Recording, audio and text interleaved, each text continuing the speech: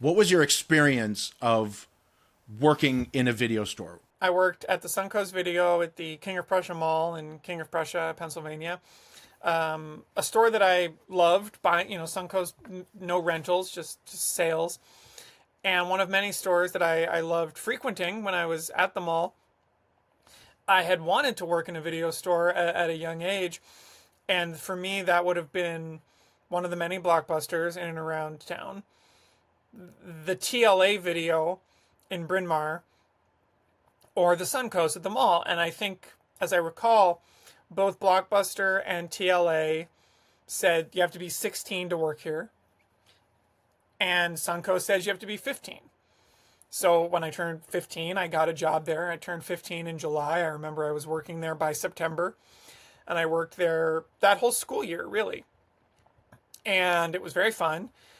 Because it was in the mall, you were very limited in what you were able to play on the TV.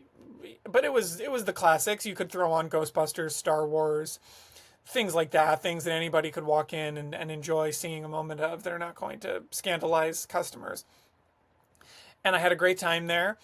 And it was a hugely significant time, I think, in the history of home media, because this would have been August onward of the year 2000. And I remember Black Friday, busiest shopping day of the year. Two massive hits of the summer 2000, X-Men and Gladiator, come out on DVD. And this is the beginning of the wait to own the movie doesn't exist anymore, right? You and I remember in 1997, a summer blockbuster comes out for rental some months later, and then months later, you can get it for sale. Yep.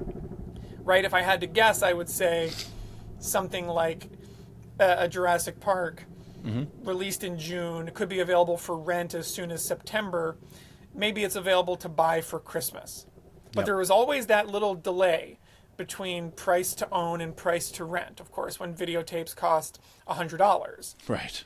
Geared towards the industry, if a video store can afford to buy a $100 tape because they're going to rent it for $4 1,000 times.